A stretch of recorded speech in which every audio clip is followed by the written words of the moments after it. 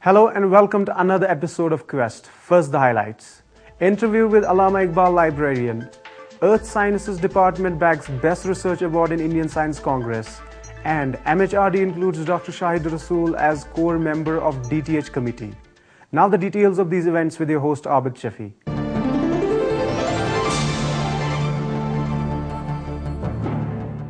Allama Iqbal Library is considered as one of the best libraries in India. The library caters to academic needs of faculty members, research scholars and students. The Allama Iqbal Library has 16 divisions and has centrally heated halls. It has a collection of more than 6 lakh books. Allama Iqbal Library has also set up the e-resource cell that can be accessed online. In a conversation with the university librarian, Dr. Abdul Majid Baba, the Quest team learned that library is in the process of digitization rare books and manuscripts. We asked Dr. Baba that there are apprehensions that digitization damaged books in the process. What steps they have taken for the preservation of manuscripts and rare books? It is not only at the state level we are worried about the preservation of manuscripts, but at the national level, Government of India, they have framed the national mission for manuscripts. It is taking the care of the manuscripts available throughout India, whether they are in the government institutions, whether they are available privately. National mission for manuscripts, they are taking the care of preservation. And they were very kind enough to depute team here in our university also 1 year back with all the gadgets, including big scanners also. They stayed here. They fumigated and applied other techniques in the preservation of our manuscripts. He said that the tag of being best comes with its own set of challenges and responsibility, and Allama Iqbal Library is trying to fulfill both. No doubt, it is a challenge. We have to bring our Allama Iqbal Library or Central Library, University of Kashmir, at par with the leading libraries of the country and abroad. My target with the cooperation of the university authorities will be to bring Allama Iqbal Library at par with the old IIT libraries. Say, we are having IIT Bombay Library, leading library. We have IIT Madras Library.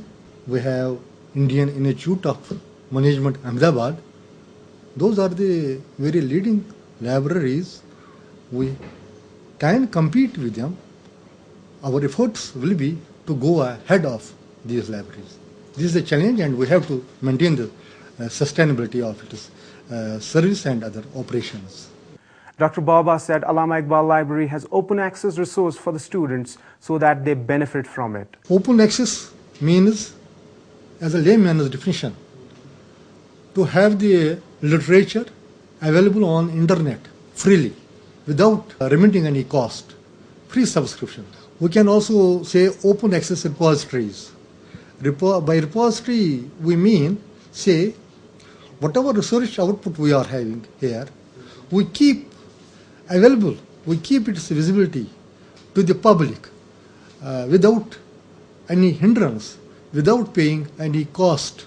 They go through the outcome of the research and other literature freely, And second thing, presently we have the open access libraries, at the global level on the different subjects. There is this talk of virtual libraries replacing physical library. We asked him how does he see the change and what is the future of physical libraries. You will not find any field where you can't find the computer. You will see the railways, you will see the banks. If they don't have any threat, why the libraries are having the threat? But one thing is there, libraries will remain there. Libraries have been from the ancient times. But presently we can have the libraries in a modernized way. We are having the electronic libraries. Different nomenclatures we have given. We have virtual libraries. We have digital libraries. Role of library can be even more than what it was previously during these days. There is nothing to worry about the existence of libraries. Space problem was there. To some extent, our present modern gadgets, we have overcome that problem. We have CDs and other gadgets we have that has solved space problem to some extent. Dr. Baba said that people are welcome to donate their books to Allama Iqbal Library provided they are of relevance. We will not accept everybody will come to donate to the Allama Iqbal Library or gift. We have to go for screening. We have to go because we are having the space problem. What I have observed myself, even the people, they don't have the space at their homes, having the 10 or 15 books, not having the relevancy with our studies, not having the relevancy with our scholars, and for those collection, probably we may not accept that collection, but really we will accept that collection, really worth for our scholars, faculty members, and for our future generations. We asked Dr. Baba new things the library is planning, and this is what he had to say. I would like to strengthen the Kashmir collection on all the disciplines of the Kashmir, inshallah. And conferences, book reviews, seminars, and literary festivals we are going to organize. And recently I was at Azerbaijan. There were heads of the various leading libraries of the world, like Library of Alexandria, Library of Georgia, National Library of Turkey, New York Public Library. When they came to know about the Allama Iqbal Library and about the resources of our library, they were very much glad to know about our resources. And even they desired to have the memorandum of understanding with our Allama Iqbal Library.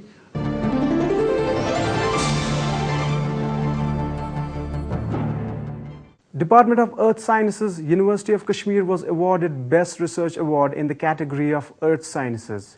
Head Department of Earth Sciences, Professor Shakil Ahmed Ramshu and his team of researchers were awarded this prestigious award at the centenary celebration of Indian Science Congress held at the Calcutta University. This year, 2013, was the 100th centenary celebrations of the Indian Science Congress. So as always, the Prime Minister and the President of the country inaugurates this conference, and this is a 5-day conference. So it started on 3rd of January and it was up to the 7th of January. So it is always in the first week of the January every year. And we were from this department, we had 5 research papers. We had including my keynote speech also in that conference. And there are different sections in the Indian Science Congress. There is a section on the earth science, there's a section on the botany, zoology, like biological sciences, pharmaceutical sciences, agriculture sciences, and engineering sciences. And we were awarded for the best research in the earth science section.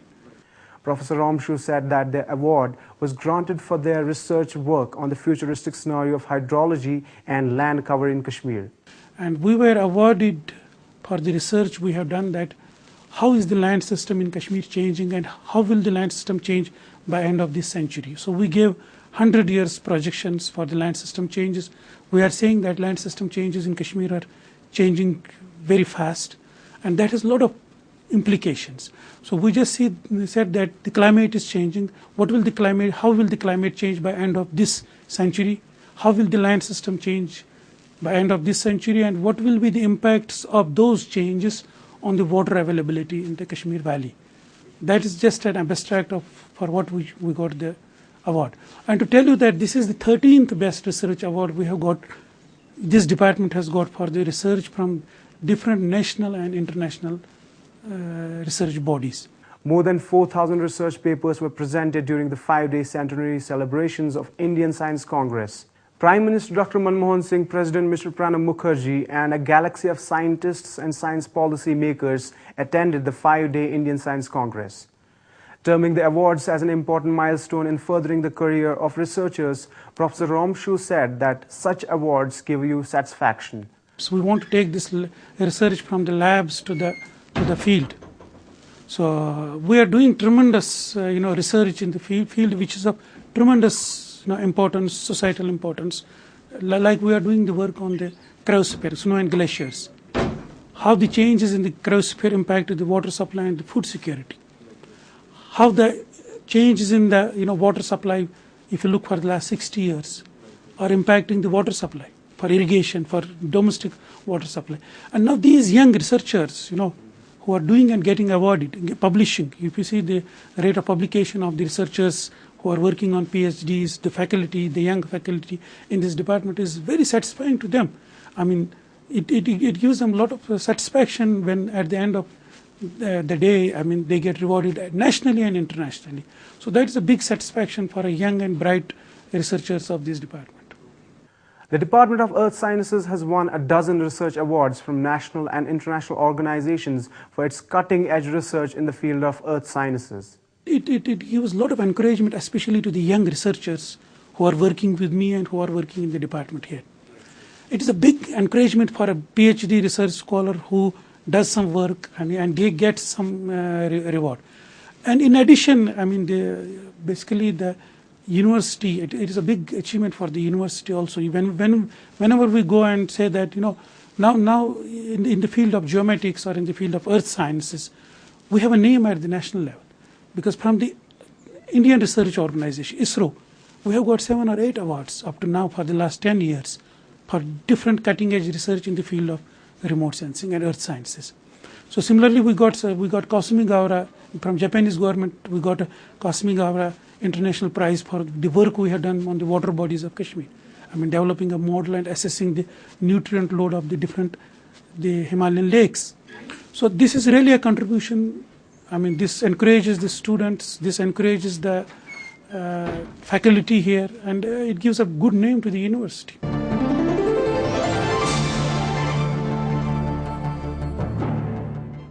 Ministry of Human Resource and Development is planning to launch 1,000 free-to-air direct-to-home educational channels in the coming years. For this, MHRD has constituted various core groups.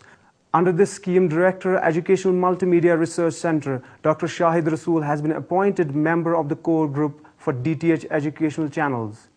The Quest team talked to the Director, AMMRC, about this project, and this is what he had to say. MHRD has thought that we can use the DTH platform, that is direct-to-home platform, for taking educational television channels and making educational television programs available to students. So under this scheme, MHRD is planning to launch 1,000 educational DTH channels, and in the coming years you will be seeing that there will be a botany channel, there will be a chemistry channel, then there will be a zoology channel, then there will be economics channel, then there will be a commerce channel, and then will be channels about the languages. And whole courseware, that is the syllabus, UGC model syllabus, will be digitized in the form of educational television programs. They will be packaged in the form of e-contents, and this whole thing will be available on the DTH platform for the students, irrespective of their geographical location in the country. The DTH Educational Channel project comes under NME ICT, which envisages providing quality higher education and interactive knowledge modules via internet and other mediums. This has become important, as you are aware, that the gross enrollment ratio in higher education is very low. Despite having around 600 universities in the country, we are not able to admit many students. And then the UGC had this program of launching more colleges, launching more universities in private sector and in government sector. and they have this time around 30,000 colleges in the country. But the biggest challenge to run these colleges, especially in the rural areas, is to find the manpower, find the trained human resource, so that the students get the best possible teachers at these places. And to get the manpower is very difficult, and it is not available. And at this stage also, as you are aware, that thousands of posts in each state are vacant, because you don't have qualified, you don't have trained teachers available for these positions.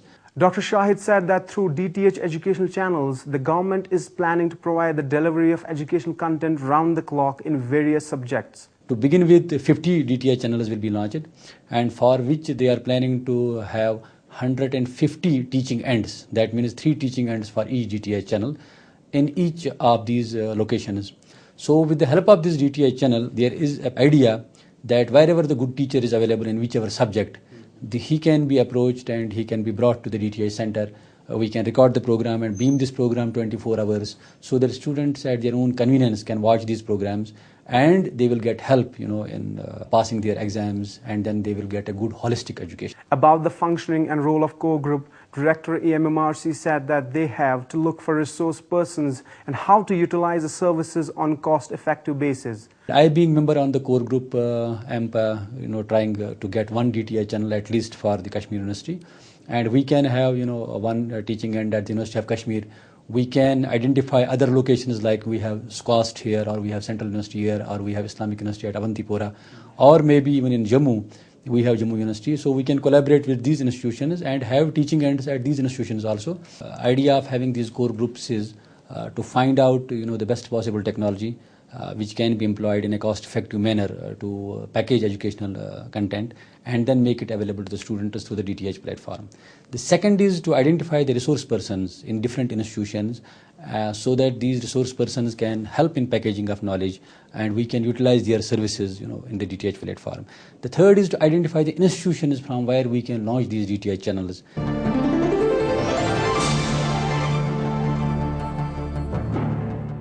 That's all for today's program. Log on to our website emmrckashmir.com to watch the latest episode of The Quest. Send us your suggestion at quest@emmrckashmir.com. Before I take your leave, here are the few words of wisdom. When have the privileged ever given up their privilege except under the threat of losing them? Thanks for watching.